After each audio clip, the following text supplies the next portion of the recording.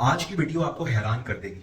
आज मैं ये एक्सप्लेन करूंगा कि एक बंदा जो पाकिस्तान में 40,000, 50,000, 60,000 रुपए कमा रहा है, 3 साल, 4 साल, 5 साल का एक्सपीरियंस है। अगर वही बंदा दुबई में होता तो 3 से 4 साल के एक्सपीरियंस के बाद वो 3 से 4 हजार दरम कमा रहा होता। तो जो बंदा पाकिस्तान में 50-60 हजार रुपए कमा रहा है, पाकिस्तान में वो क्या चीजें अफोर्ड कर सकता है, वर्सेस जो बंदा दुबई के अंदर 3 से 4 हजार दरम कमा रहा है, सेम लेवल का बंदा, वो दुबई में क्या अफोर्ड कर सकता है। और इस कॉन्सेप्ट को कहते हैं परचेजिंग पावर, बेसिकली इसको कहते हैं। आज मैं परचेजिंग पावर एक्सप्लेन करूंगा जो आपको हैरान करके रख देगी। सेम बंदा, सेम सैलरी, लेकिन दोनों जो है वो क्या क्या अफोर्ड कर सकते हैं। सबसे पहले मैं ग्राफ बनाऊंगा।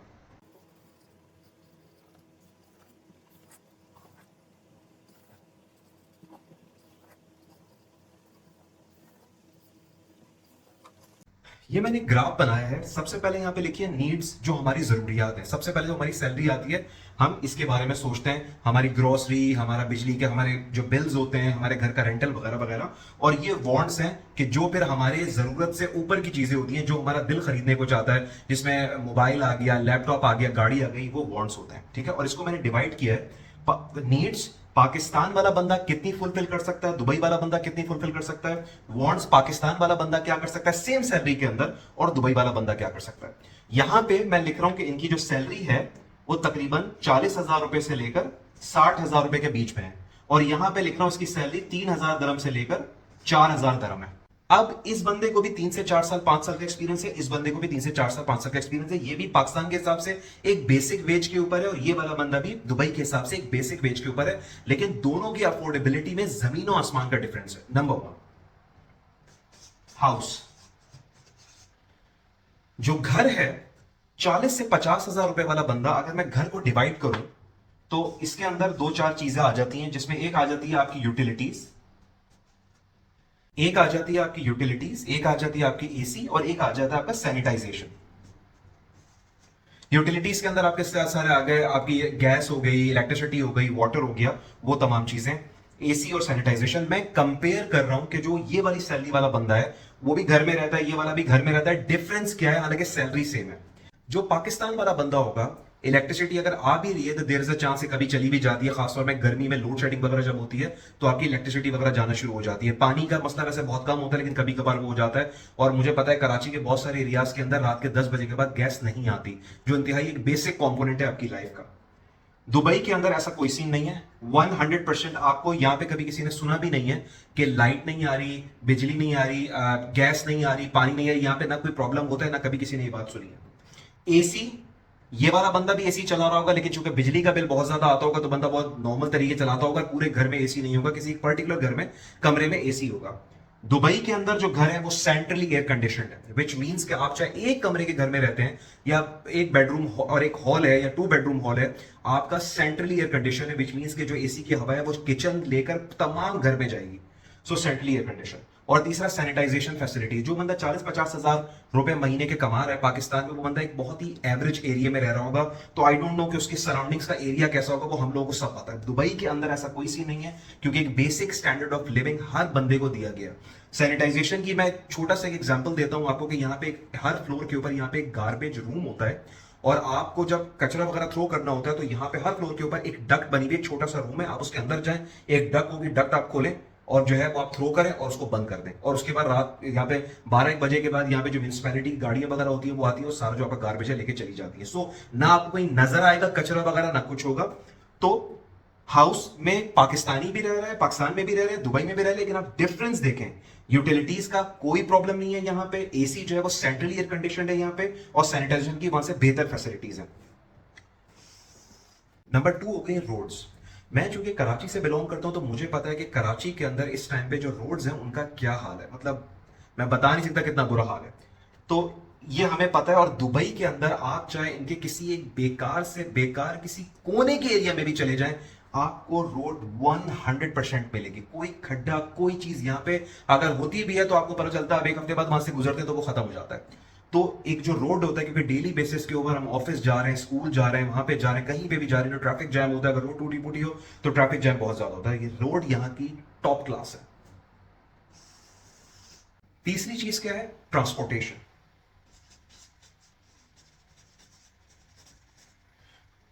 पाकिस्तान के अंदर हमें पता है कि वहां पे जो पब्लिक ट्रांसपोर्ट है उसका क्या हिसाब किताब है, उसका क्या नेटवर्क है। दुबई में मैं आपको बता सकता हूं कि दुबई में जो यहाँ की बसेज हैं, आउटस्टैंडिंग बसेज हैं, एयर कंडीशन बसेज हैं। यहाँ की जो बस स्टॉप है वो भी एयर कंडीशनड है। और अगर मैं यहाँ पे लोकल मेट्रो ट्रेन स्टेशन की बात करूं यहाँ पे, तो आउटस्टैंडिंग ट्रेन है यहाँ पे। जो लोकल ट्रेन जो दुबई के अंदर चलती हैं, हर 5 मिनट के बाद एक ट्रेन आती है। कोई सैकड़ों की तादाद में, कोई तकरीबन कोई 70-80 से ज्यादा के स्टेशन हैं। और अब और स्टेशन जो है वो नए नए स्टेशन बना के उसको और एक्सपेंड कर रहे हैं। उसके अलावा अगर आप अच्छे एरियाज में जाएं, दुबई मरीना के अंदर और उस एरिया के अंदर जाएं, तो वहां पे तो ट्राम भी चलती है on top of local metro train. तो ट्रांसपोर्टेशन का अगर मैं नेटवर्क की बात करूं, तो चाहे वो बंदा यहां पे 3,000 से 4,000 दरम कमा रहा है, बेसिक सैलरी के ऊपर है, लेकिन वो एक आउटस्टैंडिंग ट्रांसपोर्ट जो है वो उसको मिल रही है। वर्सेस पाकिस्तान के अंदर आप इमेजिन करें, 40 से 50,000 वाला बंदा है, गाड़ी तो बंदा जाहिर सी बात अफोर्ड नहीं कर सकता। तो वो अगर वो पब्लिक ट्रांसपोर्ट यूज करता है तो उस बंदे का क्या हाल होगा वहां पे। नंबर 4 है लॉ एंड ऑर्डर की सिचुएशन। इसके ऊपर मुझे ज्यादा बताने की जरूरत नहीं है, क्योंकि हमें पता है कि वहां पे जो लॉ एंड ऑर्डर की और पीस एंड सिक्योरिटी की क्या सिचुएशन है। तो उसको मैं ज्यादा बात नहीं करूंगा। और दुबई के अंदर सिर्फ मैं एक बात बता दूं कि यहाँ पे क्राइम रेट जो है वो 0% है। ऑलमोस्ट 0%। यहाँ पे कोई क्राइम नहीं होता। यहाँ पे कभी किसी ने नहीं सुना कि यहाँ पे जो है किसी ने किसी को मार दिया, कोई फायरिंग हो गई, कोई गाड़ी चोरी हो गई। ये चीजें यहाँ पे कभी किसी ने सुनी भी नहीं है।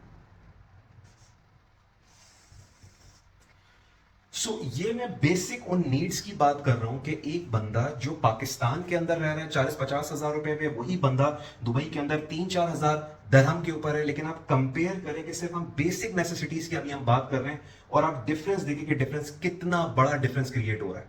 तो ये तो सारी बातें हो गई नीड्स की, जो इंसान की बेसिकली बेसिक जरूरियात हैं। अब मैं बात करता हूं वांट्स की, कि जो आपका दिल चाहता है कि यार अपनी इस तरह की चीजें हम यूज करें।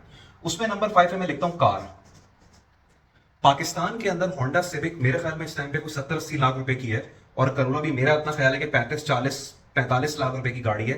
तो मुझे इमेजिन करके आप बता दें कि जो 40 से 50 हजार रुपए वाली सैलरी वाला बंदा है, वो ऑल्टो जो है मेरे ख्याल में अभी 24-25 लाख रुपए की है, जहां तक मुझे पता है 15 लाख की है, 25 लाख रुपए की है। तो मुझे बताएं कि 40-50 हजार रुपए वाला बंदा गाड़ी पाकिस्तान में कैसे रह सकता है, चाहे वो सेकंड हैंड छोटी से छोटी गाड़ी जो 6 से 8 लाख रुपए की है। वर्सेस दुबई वाला बंदा जो है, अगर उसकी 3 से 4 हजार दरम सैलरी है, तो उसको कोई पुरानी 4 से 5 साल पुरानी Corolla, which is as good as new, मतलब 4 से 5 साल में गाड़ी इतनी पुरानी नहीं होती, वो उसको 500 दरम पर मंथ में मिल जाएगी। होंडा सिविक अगर आप ब्रांड न्यू लेते हैं यहाँ पे, तो आपको 1,000-1,100 दरम पर मंथ पे आपको होंडा सिविक मिल जाएगी। यहाँ पे होंडा अकॉर्ड अगर आप लेते हैं तो 1,500-1,600 दरम में आपको होंडा अकॉर्ड मिल जाएगी। मैं भी आगे गाड़ियों की बात नहीं कर रहा हूं, मैं सिर्फ एक बेसिक्स लेवल बता रहा हूं कि टोयोटा करोला को अगर आप उससे छोटी गाड़ी पे जाएं तो आपको ब्रांड न्यू गाड़ी 600-700 दरम में भी मिल जाएगी आपको, ब्रांड न्यू गाड़ी। उसके बाद अगर 6 के ऊपर मैं पेट्रोल की बात करूं,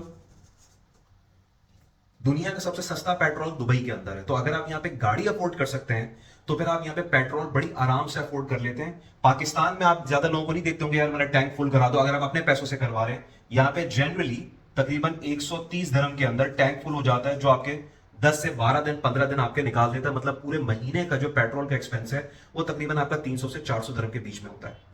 जो अगर बंदा 3 से 4 हजार दरम कमा रहा है तो बंदा ये अफोर्ड कर सकता है। पाकिस्तान में कोई बंदा एक अच्छी बड़ी गाड़ी का करोला तो भूल ही जाए, कोई बड़ी गाड़ी का सोच भी नहीं सकता। सेम बंदा अगर दुबई में होगा तो आराम से 3-4 साल पुरानी 5 साल पुरानी करोला अफोर्ड कर रहा होगा। नंबर 7 जो है ना, इसको मैं कहता हूं किटकैट। और इसको मैं किटकैट क्यों कहता हूं, इसका मैंने ये नाम क्यों रखा है, मैं आपको बताता हूं। पाकिस्तान के अंदर जो छोटी सी जो 2 फिंगर वाली किटकैट आती है, मेरे ख्याल में पाकिस्तान में वो 200-250 रुपए की होगी, जो बिल्कुल छोटी सी किटकैट आती है, 200-250 रुपए। जिस बंदे की 40 से 50 हजार रुपए सैलरी है, वो 200 रुपए की एक छोटी सी चॉकलेट लेते हुए 100 बार सोचेगा।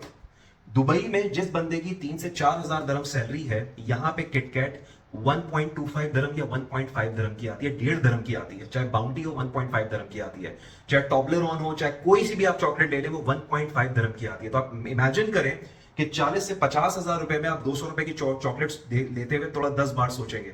लेकिन यहां पे जो आपकी 3 से 4 हजार दरम सैलरी और आपको 1-1.5 दरम के अंदर आपको एक अच्छी चॉकलेट मिल रही है, तो आप यहां पे लेंगे। And this is the situation for all the grocery items, कि जो पाकिस्तान में लग्जरी मानी जाती है ना, वो यहां पे एक बेसिक चीज होती है, आपकी अफोर्डेबिलिटी के अंदर होती है। और ग्रोसरी की अगर आप बात करें, चाहे वो कोई जूसेस हो, फ्रेश ड्रिंक्स हो, कुछ भी हो, वो आप बड़ी आराम से, जो ग्रोसरी का आइटम्स है, जो इंसान का दिल चाहता है कि यार मैं अच्छी चीजें खाऊं, वो सब करूं, वो आप बड़ी आराम से यहां पे अफोर्ड कर सकते हैं। एंड नंबर 8 जो सबसे ज्यादा हैरान करने वाली है, वो ये है। नंबर 8 पे मैंने लिखा है आईफोन। अभी जो लेटेस्ट आईफोन आया है वो पाकिस्तान के अंदर, मुझे शायद प्राइस तो नहीं पता होगी, लेकिन मेरे ख्याल में कम से कम 6-7 लाख रुपए का तो होगा कम से कम। जो ब्रांड न्यू नया आई थिंक 16 प्रो मैक्स आया है, तो वो पाकिस्तान में तकरीबन 6 से 7 लाख 8 लाख रुपए का होगा, राइट। तो मुझे आप ये बताएं कि जिसकी पाकिस्तान में 40 से 50 हजार रुपए सैलरी है, क्या वो ब्रांड न्यू आईफोन लेने के बारे में कभी सोच सकता है? कभी भी नहीं सोच सकता, वो सोच भी नहीं सकता, मतलब 8 लाख रुपए जो है ना वो फोन लेना है। और यहां पे जिसकी 3 से 4 हजार दरम सैलरी है ना, वो एक एतिसलात जो यहाँ की जो इनका टेलीकॉम ऑपरेटर है उसकी ऐप पे जाएगा, इंटरेस्ट फ्री इंस्टॉलमेंट्स के ऊपर उसे 150 दिरहम्स पर मंथ के ऊपर उसे आईफोन मिलेगा, जो 2 साल की 3 साल की इंस्टॉलमेंट के ऊपर होगा, मोस्ट प्रॉब्ली 2 साल की इंस्टॉलमेंट पे होगा। वो सिर्फ एक मैसेज, अपनी कहीं जाने की भी जरूरत नहीं है, घर में बैठे बैठे एक क्लिक करेगा, हाँ भाई कलर कौन सा चूज करना है, ये करना है, वो करना है, 150 दिरहम per month interest free instalment 1 घंटे के अंदर उसके घर पे डिलीवर हो जाएगा, 1 घंटे के अंदर। और यही नहीं, इसके अलावा जितनी भी यहां पे चीजें हैं, कोई सी चीज आप परचेज कर रहे हैं, चाहे वो इलेक्ट्रॉनिक आइटम्स हैं, कुछ भी है, यहां पे तमाम चीजों के ऊपर पूरे साल की या 2 साल की इंटरेस्ट फ्री इंस्टॉलमेंट्स होती हैं। टैबी है, तमारा है, इस तरह की बहुत सारी एप्लीकेशन है जो वाइडली एक्सेप्टेड है यहाँ पे हर जगह पे। तो आप चाहे 100 दिरहम की ग्रोसरी ही क्यों ना खरीदें, नीचे ऑप्शन आ रहा होगा कि आपने इसको डिवाइड करना है पर मंथ इंस्टॉलमेंट के ऊपर। तो आप मुझे बताएं कि चाहे वो गाड़ी हो, चाहे वो फर्नीचर हो, चाहे वो टीवी हो, चाहे वो कोई भी चीज हो, चाहे आपकी इंटरनेशनल टूर ही क्यों ना हो, अगर आपने यहाँ पे आके इंटरनेशनल टूर करना है अगर आपने, तो पूरी फैमिली जो है वो कहीं जबरदस्त घूमने जा रही है, 10,000 दिरहम का एक्सपेंस है और महीने का आपने 700 से 800 दिरहम देने पूरे साल के लिए। तो आपकी जो अफोर्डेबिलिटी है यहाँ पे इंटरेस्ट फ्री होने की वजह से और हर चीज इंस्टॉलमेंट की होने की वजह से वो स्काई हाई हो जाती है कि एक बंदा जो सिर्फ यहाँ पे 3 से 4 हजार दिरहम कमा रहा है वो सारी चीजें अफोर्ड कर सकता है। नीड्स तो वो वैसे ही अफोर्ड कर रहा है, वो तो उसको मिल ही रही है जाके, लेकिन उसके अलावा वांट्स में जितनी भी छोटी छोटी छोटी छोटी चीजें आती है ना, छोटी से भी बड़ी चीजें, वो सारी उसकी अफोर्डेबिलिटी के अंदर आ जाती हैं। और मैं ये बात बता रहा हूं उस टाइम पे जब आप एक बिल्कुल बेसिक लेवल के ऊपर है 3 से 4 हजार दिरहम पे। इमेजिन करें जो बंदा यहाँ पे 20,000 रुपए है, 25,000 रुपए है, मेरे जितने भी दोस्तों का सर्कल है यहाँ पे कम से कम वो 25,000, 30,000, 40,000, 50,000, 60,000, 70,000 रुपए। तो इमेजिन करें कि उनकी परचेजिंग पावर यहाँ पे क्या होगी। सो आज के जो कॉन्सेप्ट मैंने एक्सप्लेन किया है ना, इसको हम कहते हैं परचेजिंग पावर। सेम बंदा जिस करेंसी में पैसे कमा रहा है, वहां पे पाकिस्तान में परचेजिंग पावर नहीं है, चीजें इन्फ्लेशन जो है बहुत ज्यादा एक्सपेंसिव है। वही बंदा अगर दुबई आता है और कम सैलरी के ऊपर आता है, ज्यादा की मैंने बात भी नहीं की अभी, कम सैलरी के ऊपर वो ना सिर्फ एक आउटस्टैंडिंग हाउस एंजॉय कर सकता है, रोड टॉप की उसको मिलेंगी, लॉ एंड ऑर्डर की सिचुएशन जबरदस्त मिलेगी, पब्लिक ट्रांसपोर्ट जबरदस्त मिलेगी, अपनी पसंद की गाड़ी ले सकता है, पेट्रोल ले सकता है। या ये टूरिस्ट कंट्री है तो आप बहुत घूमने की इतनी लातादार जगह कि आप सोच भी नहीं सकते। उसके अलावा आप किट कैट ग्रोसरी के अंदर खाना पीना जो आपका दिल चाहे वो कर सकते हैं। और उसके अलावा आईफोन जैसी चीज जो एक बहुत ही पाकिस्तान में एक्सपेंसिव तरीन चीज है, आप वो चीज भी आप बड़े आराम से यहाँ पे अफोर्ड कर सकते हैं। तो अगर आपको ये चीजें जिस दिन आपको समझ में आ गई ना, तो मैं नहीं मानता कि इसके समझने के बाद कोई भी बंदा जो है ना वो बोलेगा कि नहीं यार मुझे अपनी बेस कंट्री में रहना है और मुझे कहीं बाहर नहीं जाना।